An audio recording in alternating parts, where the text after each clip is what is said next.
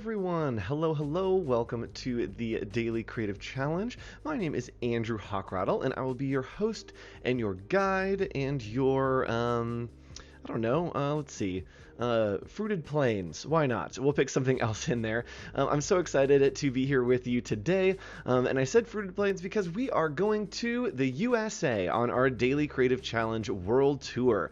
And hello, so many friends over here in chat. And yes, this is very much, we are having a party in the USA.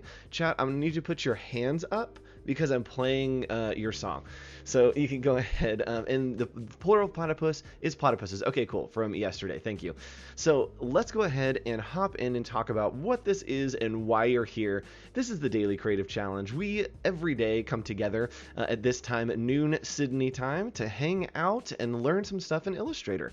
We're going to be teaching you concepts and very simple things with a twist. So we're going to deepen your knowledge of the tools of Illustrator. We're not going to get too crazy. It's only going to be a half hour, but the real challenge is to see what you do with it. So I'm going to give you some knowledge and then we'll see what you do with it. And the way to get involved is to join us online every day. You can get our source files for the lessons right here at behance.net/challenge/illustrator. Hi Laura, what's up?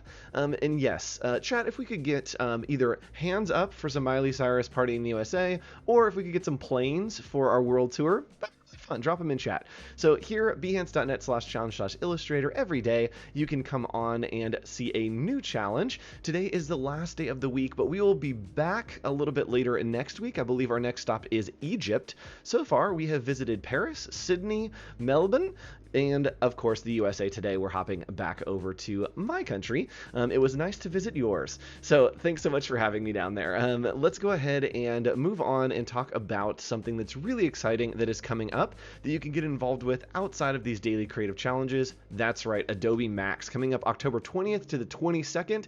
There is some exclusive content. I'm going to say that really confidently. There is some exclusive content for our friends down there in Australia. It's going to be a great time. I believe that Flynn is working very hard on pulling together some great content for you. So make sure you register, make sure you stick around for that. And if you want to, search that course catalog and find yours truly on that program. Add it to your schedule. And by yours truly, I mean me, Andrew Hockrattle. I'm your host, and yes, it is like a hawk with a baby rattle.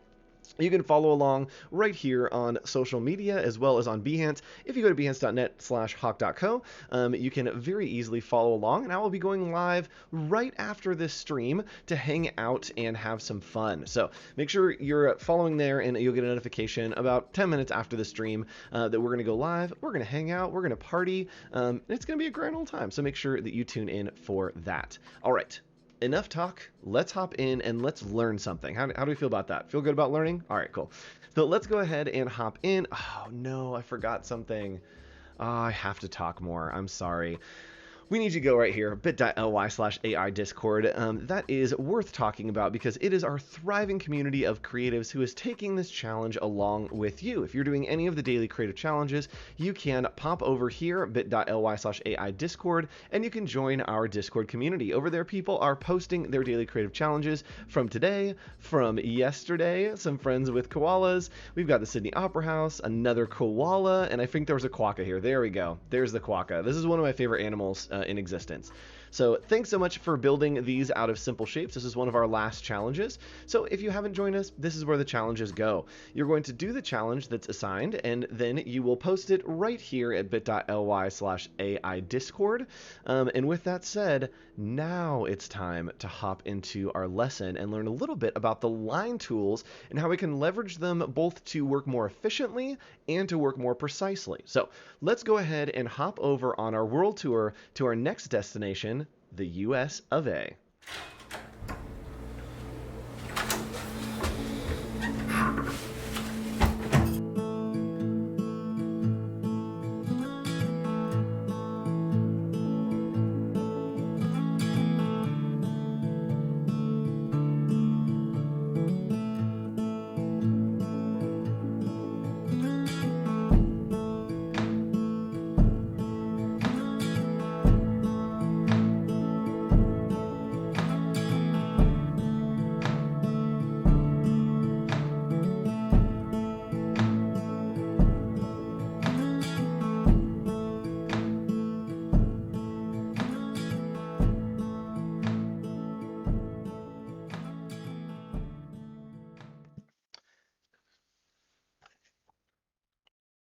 Perfect. All right. Wow.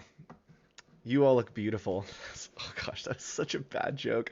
Um, uh, Hi, we're here and we are, yes, again in the US of A, hanging out at Mount Rushmore with some of my friends. We are today going to be talking about the line tools in Illustrator and how we can leverage them to work more efficiently and to work more precisely. So let's go ahead and waste no time. Let's hop right over there into Illustrator and learn some stuff about the line tool. All right, so we are here and we have our artboard. This is the source file from our daily creative challenge. You actually will get this if you go to behance.net/challenge/illustrator. And yes, I definitely, if you were here yesterday, Laura, we were in the Great Barrier Reef and we were swimming with sea turtles and it was full scuba mask and I was soaking wet. So yes. And yeah, since we're for a world tour, where are we all today? 100%. Let me know. Let's continue on. So today we are designing a flag using the line tools and the indexes. I think of this because in America we have the American flag, but we also have a lot of city flags, a lot of county flags, tons of flags. So I wanted to make a flags, play around with some vexology, and use something called indexes. Now indexes give information. And when we're designing, I'm going to show you the tools and how to use them, but I want to teach you how to think a little bit first. When you design, we use indexes to give information. So just like smoke indicates that there's a fire, we don't necessarily have to show the fire. We can use smoke to indicate that there's a fire. So indexes give information. Indexes can be colors, they can be shapes, and they can be the relation of two things to each other. So let's play around today with indexes and pay attention as we use and as we build our flag, how we're using color, how we're using shape to give information about what our flag represents. So that's your challenge today. You're going to be building a flag, but let's go ahead and hop in with the tools, with the line tools. So using the line tools, we can use the line segment right here at the top. We'll start there and I'll show you what it does. All right, are you ready? The line segment tool makes a line segment. Oh my gosh. Yep. Who would have thought it? Yes, it just makes a line segment. So line segment tool, you click and drag and it makes a straight line. Very simple, very, very simple. We are going to use that, but we're going to use it as a base. Just like we use simple shapes for our complex animal, we're going to be using simple lines for a complex flag. So some things are hidden behind and underneath the, let's change this to 20, are hidden behind and underneath the line segment tool. You can go to the rectangular grid tool and raise your hand if you've ever used this tool, because I have not used it until a couple weeks ago, and I was like, oh, this is great for making grids. So you can go ahead and click using this tool, rectangular grid right there, click and hold. So we're going to click, and from here it's going to ask us the width, the height, and the number of dividers. So here I want to do 2 because I want 1, 2, and 3. I want to use the rule of thirds, and this is going to build a grid for me. So I'm going to hit OK. And you'll see, boom, it has built a grid. Now it also saves those settings, so if it's the wrong size, I can grab this grid tool again, and I can grab it, click and drag, and you can see that it's automatically making that entire grid for me, right? Totally insane, blew my mind when I first learned this. You can pull out that entire grid, and the best thing ever, let's move our stamp, is that we can select this, and yes, the grid is still scalable, still able to be augmented in that form. And Laura, you're not a bad illustrator, not a bad designer. There's always stuff to learn. I learn new tools all the time. I have like, as long as you have your like staples that you use, I feel like that's what makes you a designer. Not knowing everything, knowing like certain things really, really well. So go ahead and we can click here, and this is all individual lines. So it's all grouped together so we can move it, but they are individual line segments. And what I want to do here is I'm actually not going to use this for the lines. I just want to use this as a grid. So a lot of times we will use grids by clicking and dragging out from the ruler tool, right? And you'll have the little grids. They're not showing up right now because we can go to view guides and show guides. So usually we'll click and drag out right from the ruler, and we'll make our grids, make some guides that don't really show up, but we can work off of. Check this out. We're going to make our grid right here, and we're going to go to view. We're going to go to guides, and we're going to go to make guides. Whatever is selected will then turn into a guide. You can see that it is in green outlined. It has become very much just a guide.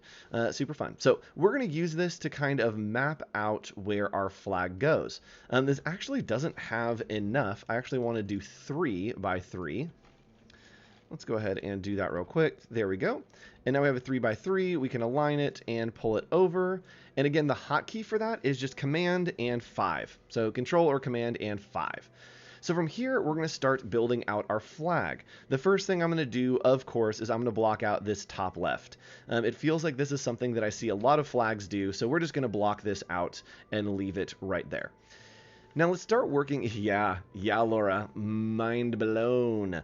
So what we're going to do is we are going to start using these guides and the line segment tool to leverage complex shapes using very, very simple line segments. So grabbing, clicking, and holding, doing the line segment tool.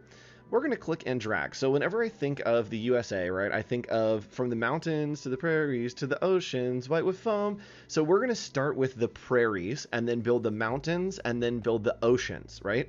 And again, just like smoke indicates fire, we're going to figure out ways to use indexes to indicate that things are prairies, that they are mountains, or that they are an ocean. Now, are you ready for this one? I am about to make the prairie. Are you ready? Are you ready? All right, so we're going to use the line segment tool. We're going to click and we're going to drag to the right, holding shift, and boom. Oh my goodness. Let's put this up to 60. Oops. Come on. Let's pump it up to 60. There we go. And let's go ahead and make this yellow. We did it. We made a prairie, right? So this is a prairie right now. It looks like a line, but it is going to be an index for a prairie telling us that this is flat like a prairie, and the color yellow is indicating that it may not just be a line, it may be a prairie. Now, we need more index, so we need to contrast it to some things. And what we're going to do is we're going to use the line segment tool again, and up here, we're going to click and drag to the side. And from here, we're going to use, we're going to create a mountain. Whenever I think about the mountains, right, we think of the purple mountain's majesty is something that we say here. And so we are going to make this purple. It's because of the way that the sun sets here on the mountains, makes them purple. And we are going to go to Effect, Distort and Transform, and Zigzag. Now this is a very simple line segment, but we can leverage the simplicity to make it complex and make it more efficient. So we're going to click on Zigzag, and from here it's going to take that line, and the options are the size, which is how much it goes up and down. So if we increase that, we have a more and less wiggle. And the rides per segment. This is how many ups and downs we have. As we increase this number, it goes up and down between those 2 points on the line. So we want some mountains. Those look like some mountains. And from here, we're going to make sure it's set on corner and hit OK. I'm going to up this just a little bit so that it is a bit thicker. And then I'm going to move it up just optically so that it fits in that space. Cool. So now we have the mountains, the purple mountain's majesty. We have the prairie right here, and the first and best prairie I've ever seen. Yes, prairies, not really anything to balk at. They're okay. All right, so we're going to draw one more line, and this is going to be our oceans, white with foam. So what we're going to do is we have our line right here. Let's make this red for now, and we're just going to boost that up. Boom. And yes, if you just joined us, hi, welcome. This is the Daily Creative Challenge for Adobe Illustrator. My goodness. And we are about to make some waves using the line segment tool. So we can see that this is literally just a line segment, and it's very simple, but we can go to Effect, Zigzag, one more time, Distort and Transform, go to Zigzag. And instead of doing corner, we can change it to smooth. From here, we can change the size. We want it to be real wobbly, and even add in some more rides per segment. There we go, to make our flag look like a wave. So here we're going to hit OK. And check this out. So it looks like this is a very complex design, right? That we've made the jagged lines, that we've made the curves, that we've made all this stuff. But when I jump into preview mode, which is just Command and Y, you can see that it literally is all straight lines, completely straight lines. And if we haven't moved this one optically, if it was still technical, it literally is built exactly on the grid. Everything just has effects applied to line segment. So the line segment tool, a lot of people are like, I'll just use the pen tool. It's super powerful if you can leverage those simple lines to create something a little bit more complex. All right, so let's continue on here and start looking at what's happening with this shape. Now, with shapes in Illustrator and with line segments, we can click the eyedropper tool and it will actually copy over whatever is happening to that shape that it's copying. So the eyedropper basically picks up the formatting and drops it on whatever shape is selected. And from here, if we're working with line segments or if we're even working with a closed shape of lines, we can come over here to the stroke panel. And in the stroke panel, we can have all kinds of options, right? We can increase the stroke, make it thicker. We can decrease the stroke. We can change the corners if you like. The corners here, we can round them. We can bevel them. Bevel is the cut right there. Yes, prairies are awesome. Prairie dogs. I've realized that prairie dogs are not a thing all the way around the world. So just like you have a quokka, we have a prairie dog, except ours are not as cute. So hello, everyone that just joined Daily Creative Challenge for Illustrator. We're learning how to use line segments to create a flag and indexes. So going to align stroke, we can either align it to that path, we can align it to the center, right, so that it flips to the inside, or we can flip it to the outside. So since we're up against the top, we are actually going to flip it to the inside right there, which means that we're going to have to break this just a little bit and pull it down to be flush with that line. Now, you say, Andrew, we have some issues because how do we know that it's flush with that line? There's all kinds of extra weird things happening with these strokes. And even though right now it is all just flat strokes, we need these to be a little bit more workable. Well, do I have a solution for you? But I'm not going to show you it yet. We're going to use one more line segment, and we are going to drag it down from the top here. There we go. And then one more from the edge over here. Just clicking and dragging those across. And check this out. We can select these and come over here. And when you're working with line segments, they don't always have to be fully stroked out. What you can do is you can come down here and click on dashed line. And you can change it to a dashed line. So we're going to go ahead and do this at 10. And you can actually make different things. So we can have it be 50, and this one's 15, then it's 30. And what we're doing here is we're changing the thickness of the dash and the thickness of the distance between the dash. So we can create something very complex, very kind of interesting with that, or we can completely delete it. For the purpose of our flag, we might just delete it. Or let's do this. Let's fill this in, and we'll just change those two paths to be white. So we have a little more contrast. So I'm going to select those, go into outline mode so I can find those a little more easily. There we go. And we are going to fill those up here with white. There we go. So now what we're going to do is we are going to continue on, and we say, okay, this is looking a little crazy. We need to make it more of a flag. So let's fill it in with some color. What we can do is I'm actually going to make a copy of this and just drag it down here to the side just so we have it. Always safety first. And we are going to select all of this and go to Object, Expand Appearance. And what this is going to do is it's going to take these from being just flat line segments to following whatever shape or whatever effect has been applied to them. So when we hit Expand Appearance, you'll see now we actually have the paths of these perfect rides and of these perfect points. So it's very, very easy. This is super hard to do with the pen tool to make everything perfectly even. Very, very easy to do with the zigzag tool, and then outlining those line segments. So we have the line segments now, which is great because we can start leveraging and making some augments to our flag. So let's go ahead and turn the guides off, hitting Command or Control colon, and here now we have the shape. Now we have right, the Purple Mountains Majesty, we have the prairies, and then we have the oceans white with foam. So we want to use white as an index to indicate that it is that foam. But we also need another index to tell us that it is water, right? And so another index that is giving us information, again, indexes communicate information, is going to be the relation of the water to the foam. So to say that we are on water, we're going to make a copy of this shape and just paste it in front, hitting Control Command V. And we're going to finish this out to be a complete shape. We're just using the pen tool here. And then hit Shift X to change the stroke into the fill. So we're going to use a blue here.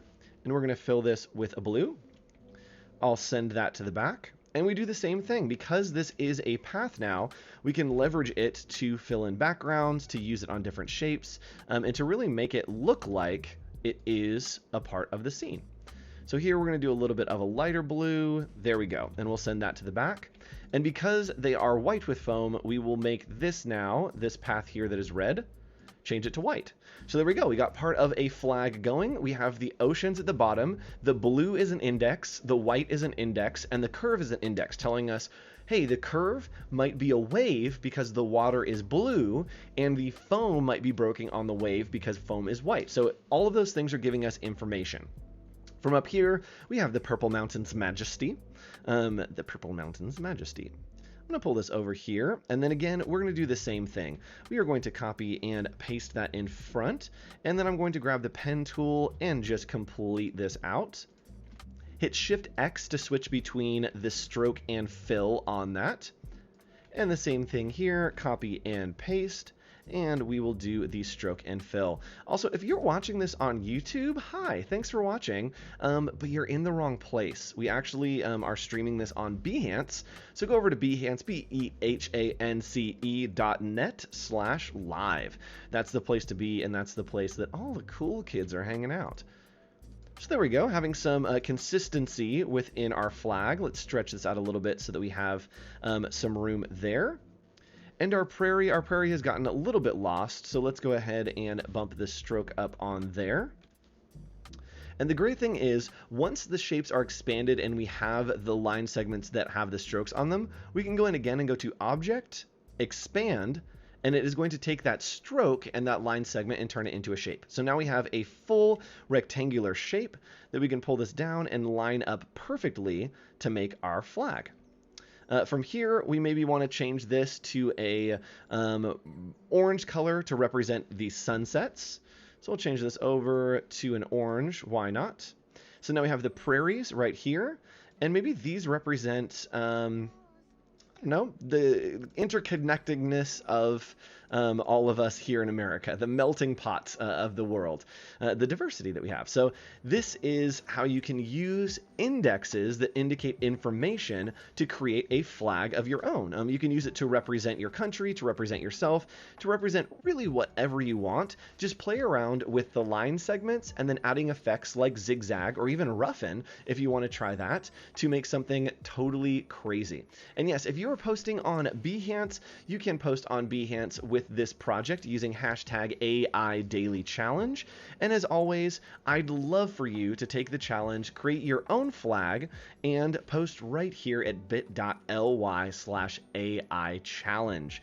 Or, sorry, bit.ly/AI Discord. That is the place to post your projects. Again, this is exactly what I want to see. People like David popping in here, posting their projects, and giving us some look into how they're learning, how they're growing in Illustrator. With these challenges, there's no rules. If you're super advanced and you're like, I knew everything that you talked about, that's great. Push it to a whole nother level and see what you can create. If you're new and you're like, oh no, I'm trying to figure out what to do, that's fine. Stick around and tune in, and I will help you each and every step of the way. We also have an amazing team of moderators and mentors that are hanging out in Discord to help you with any questions that you may have. So tune in every day, again at noon Sydney time. I believe that your time is changing next week. If someone can confirm that in chat, let me know. Your time changes on, I believe, Sunday, right? You're moving forward an hour, which we're not doing here in the States, which is crazy. I didn't realize that there was that kind of time difference. But we will still be same time, 12 p.m. Sydney time for this next week. We'll be going to Egypt to learn how to leverage polygons.